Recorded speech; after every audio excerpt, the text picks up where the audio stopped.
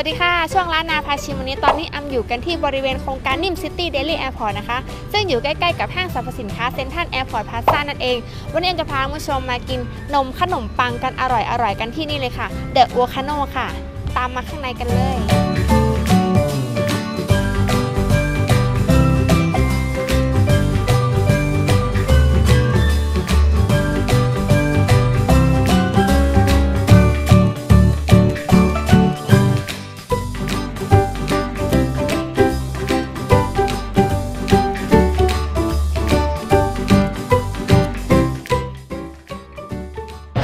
ชมตอนนี้อัมก็มานั่งอยู่กับเจ้าของร้านนะคะพี่เก่งแล้วก็พี่บิวคนสวยก็จะเป็นผู้ช่วยของทางที่ร้านนะคะสวัสดีค่ะสวัสดีครับก่อนอื่นเนี่ยก็อยากจะถามเลยว่าเดอะวอลคาโนเนี่ยเกิดขึ้นมาได้อย่างไรคะครับก็เป็นจริงๆเกิดขึ้นมาจากความชอบส่วนตัวครับเกิดขึ้นมาจากความรักในการชอบทานขนมอะไรอย่างนี้ตั้งแต่เด็กนะครับแล้วก็เป็นคนที่เรียนสายทางด้านการออกแบบเป็นสถาปนิกนะครับก็เลยแบบมีไอเดียอะไรเงี้ยครับอยากจะทำอะไรของตัวเองเล็กๆอะไรเงี้ยครับเริ่มแรกอะไรเงี้ยครับก็คิดมาเสมอเลยครับก็เลยคิดว่าไหนๆอยากจะทำอะไรก็ทำสิ่งที่คิดว่าตัวเองชอบแล้วก็แบบอยากทำมานานอะไรเงี้ยครับก็เลยมาลงที่ร้านขนมปังสดอะไรเงี้ยครับเริ่มแรกเป็นร้านเล็กๆครับแบบใช้งบน้อยๆเปิดตรงหน้ามอชอมารินพลาซ่าประมาณ3 ปีที่แล้วประมาณ2011ครับผมก็ค่อยๆขยับขยายทำไมถึงต้องชื่อว่าเดอะวอลคาโนด้วยคะเพราะว่าคือจริงคิดว่าหาชื่อที่มันเป็นชื่อที่เรียกง่ายๆแล้วก็คนส่วนใหญ่รู้จักอะไรเงี้ยครับแต่จริงๆอาจจะคนบางคนอาจจะไม่รู้ว่าเดอะวอลคาโนแปลว่าอะไรเงี้ยครับแต่คือเหมือนกับมันเป็นความรู้สึกครับผมเป็นความรู้สึกเหมือนกับว่าอยากจะทำขนมปังให้มันเหมือนกับภูเขาไฟที่มันร้อนและอุมีซอสไหลมีลาวาไหลอะไรเงี้ยครับมันดูยิ่งใหญ่ดูน่าสนใจดีมาจากภาษาญี่ปุ่นหรือเปล่าหรือว่ายังไงเป็นภาษาอังกฤษใช่แต่ว่าภูเขาไฟแล้วร้านเปิดมากี่ปีแล้วคะเปิดที่ริมซิตี้ประมาณปีครับผมแล้วก็พอดีหมดสัญญาแล้วก็ถือโอกาสแบบได้พัฒนาแล้วก็ขยายตัวร้านอะไรเงี้ยครับพอดีได้โลเคชั่นใหม่ก็เลยย้ายมาแล้วถ้าเกิดว่าลูกค้าเนาะมาใช้บริการทางร้านเนี่ยเห็นแบบต้องแบบมาเอา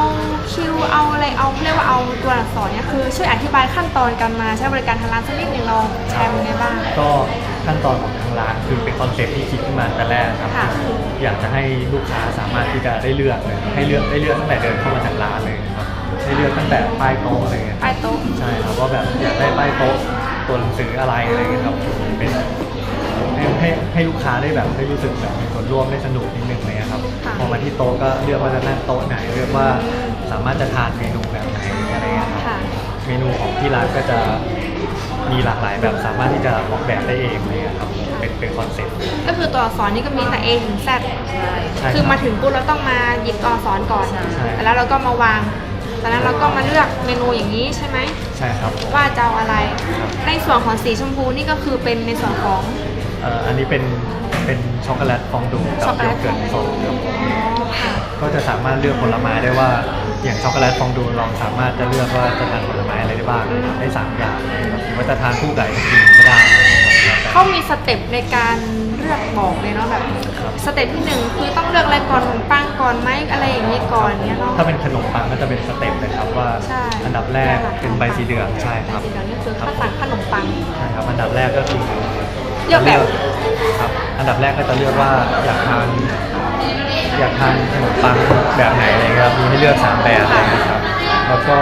อยากจะราดซอสอะไรเลยครับมีทั้งตั้งแต่แบบซอสเบสิกที่ทานกันทั่วไปพวกนมข้นหวานอะไรเงี้ยครับช็อกโกแลตอย่างเงี้ยคาราเมลน้ำผึ้งแล้วก็สามารถที่จะ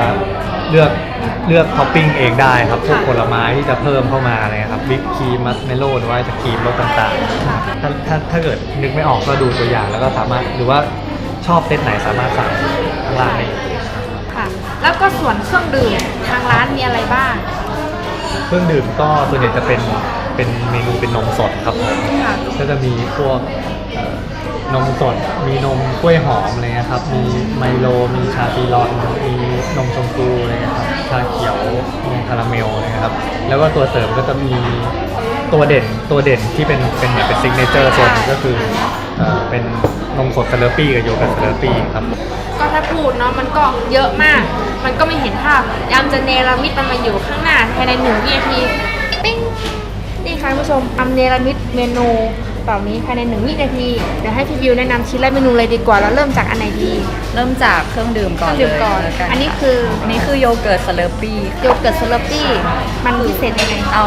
โยเกิร์ตโฮมเมดของทางร้านนะคะมาปั่นให้เป็นเกล็ดคือจะไม่มีส่วนผสมของน้ำแข็งหรือว่าอะไรคือจะเป็นแบบว่าเนื้อโยเกิร์ตล้วนๆเลย คล้ายๆสลับปี้ ใช่ก็จะแบบเข้มข้น ทางร้านทำโยเกิร์ตเองเหรอคะ ใช่ค่ะ หรือว่าเป็นโฮมเมด ใช่ค่ะ แล้วก็แก้วที่2อันนี้คือ เป็นนมสดสเลอร์ปี้ นมสดสลับปี้ ใช่ค่ะ ก็เป็นนมปั่น ใช่ แต่คือเราไม่ใส่น้ำแข็ง ใช่ค่ะ คล้ายๆกัน อ๋อค่ะแล้วในส่วนของแก้วที่3ก็คือ คือเป็นนมคาราเมล นมคาราเมลจุดเด่น เป็นนมที่หอมคาราเมลที่ทางร้านทำเองเหมือนกันค่ะคาราเมลที่ทางร้านคิดขึ้นมาใช่ ค่ะแล้วก็ส่วนแก้วนี้คือ แก้วหนึ่งก็จะเป็นนมสดชาซีรอนค่ะ นมสดชาซีรอน ใช่ คือมันเป็นยังไงคะ มันก็คล้ายๆกับชาเย็นบ้านเราอะค่ะ ค่ะ ถือว่าชาซีรอนก็จะมีความหอมของชามากกว่า แล้วก็มีความเข้มข้นมากกว่าชา ก็ เย็น คือคล้ายๆชาเย็นแต่ไม่ใช่ชาเย็นค่ะมาถึงเป็นเมนู จะพรีเมียมกว่านี้ ใช่ แล้วก็ทานคู่กับไอศครีมชาซีรอนที่เป็นไอศครีมพรีเมียม ค่ะคือพูดง่ายคือทางร้านเราทำวัตถุดิบขึ้นมาเอง ทั้งหมดไหมคะ ใช่ครับผม ทั้งหมดอ๋อโยเกิร์ตคาราเมลทำเองหมดเลย ใช่ครับตึกคาราเมลใช่ครับ ถือว่าเป็นร้านโฮมเมดเนาะพูดง่ายๆเรามาแนะนำไอ้เป็นขนม ค่ะต่อไปนะคะก็จะเป็นฟองดูค่ะ ฟองดู ก็จะเป็นเลือกผลไม้3อย่าง ค่ะ เป็นผลไม้สดแล้วก็จิ้มกับช็อกโกแลตร้อนๆ ค่ะ เนี่ยค่ะ ก็คือทางร้านจะมีให้เลือกผลไม้3อย่างเอาอะไรก็ได้ กล้วยกีวีองุ่นมีอะไรอีกคะนอกจาก3อย่างนี้แล้ว มีพีช พีช เงาะลิ้นจี่ สตรอเบอรี่เยอะมากเลยครับ ใช่ ก็เน้นตามฤดูกาลด้วย แล้วก็ไอผลไม้จากเมืองนอกด้วยค่ะมาถึงในถ้วยนี่คืออะไรคะ ต่อไปก็เป็นโยเกิร์ตสดค่ะ โย ก็ เกิ เป็ ร์ต นโยเกิร์ตโฮมเมดของ โยเกิ ทา ร์ต งร้า โฮมเม น ด แล้วก็เลือกผลไม้ได้2อย่าง อ๋อเลือกผลไม้ได้2อย่างค่ะ แล้วมาถึงไอตัวเด้งหนึ่งนี่คืออะไรคะ อันนี้ก็จะเป็นพานาคอตต้า พานาคอตต้า ราดกับซอสบลูเบอร์รี่บานาน่า ค่ะคือเราจะราดซอสอะไรก็ได้ใช่ ใช่ ไหม ค่ะให้เลือก3ซอส ค่ะ ก็จุดเด่นของพานาคอตต้าของทางร้านนี่คือ ก็ไม่หวานไม่เลี่ยนจนเกินไปอย่างเงี้ยค่ะจะมันๆอร่อยพอทานตัดกับซอสผลไม้ที่มีรสชาติเปรี้ยวๆหวานๆก็จะลงตัวอย่างเงี้ยค่ะ ซอสผลไม้นี่เรามีให้ลูกค้าเลือกกี่ตัวคะ 3 ตัวค่ะ มีบลูเบอร์รี่ มีบลูเบอร์รี่บานาน่าสตรอเบอร์รี่ราสเบอร์รี่แล้วก็แปงโก้แพชชั่น ถ้าอย่างกับเราบลูเบอร์รี่กับผลไม้อย่างอื่นได้ไหม ได้ค่ะ ลูกค้าสามารถ เลือกเอง create ได้ ได้ เลย เองว่าอยากใส่ผลไม้ไหนเพิ่มหรือเปล่า ค่ะ มาถึงจานนี้เลยคือ โทษนะครับขอเสริมนิดนึง ได้ คือ ค่ะ จริงๆแล้วซอสมันจะเป็นซอสที่เห็นนี่คือมันเป็นซอสของบลูเบอร์รี่ผสมกับกล้วย กล้วยอ๋อ ใช่ครับ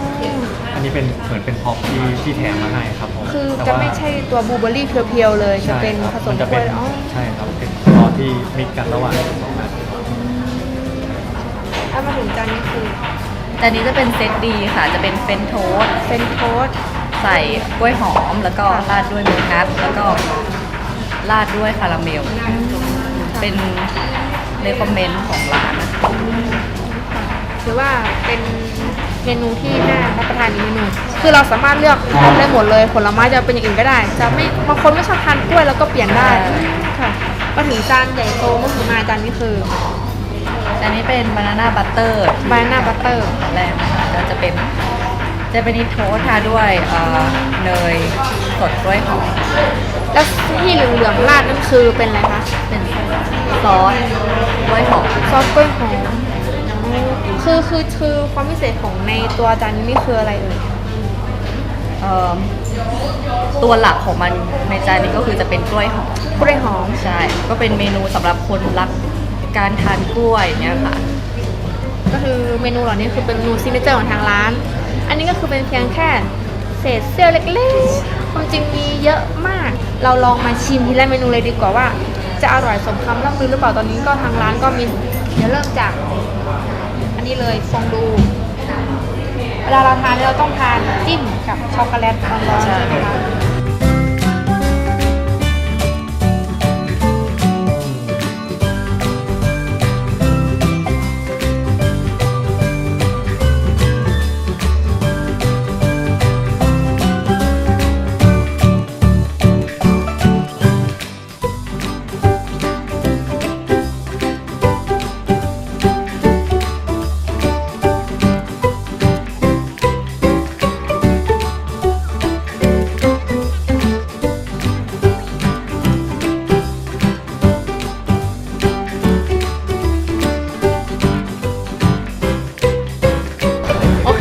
ชิมไปครบทุกเมนูละบอกว่าอร่อยมากสมกับที่คนหนาแน่นกับทางร้านมากเลยอยากจะแนะนำว่าสำหรับคนที่ชอบรับประทานหวานเนาะชอบทานขนมเนี่ยเชิญเลยเชิญมาทานเลยอร่อยมากเดี๋ยวสุดท้ายนี้อยากให้พี่เก่งแล้วก็พี่บิวเนี่ยฝากร้านกับท่านผู้ชมสักนิดหนึ่งค่ะก็เป็นร้านขนมปังนมสดสไตล์ใหม่ที่สามารถที่จะให้ลูกค้าได้ออกแบบเลือกทานได้เองอยากชอบสไตล์ไหนสามารถคิดทานได้เองได้หมดเลยอะไรเงี้ยครับผมก็ในราคาที่ชาวบ้านแต่ว่าคุณภาพแบบพรีเมียมคือเป็นทุกอย่างเป็นของที่ทำเพราะว่าตัวเองแบบอยากทานจริงๆอะไรเงี้ยครับผมออกมาก็เลยแบบค่อนข้างที่จะพรีเมียมแต่ว่าในราคาที่แบบชาวบ้านในราคาเชียงใหม่ครับผมร้านเปิดบริการทุกวันหรือเปล่าเปิดบริการทุกวันครับผมทั้ง2 สาขาเลยครับผมตั้งแต่กี่โมงคะสาขาหลังมอจะเปิดตั้งแต่ 11 โมงถึง 5 ทุ่มครับส่วนสาขานิมซิตี้เดลี่ตรงแถวสี่แยกแอร์พอร์ตครับจะเปิดตั้งแต่ 10 โมงถึง 4 ทุ่มครับผม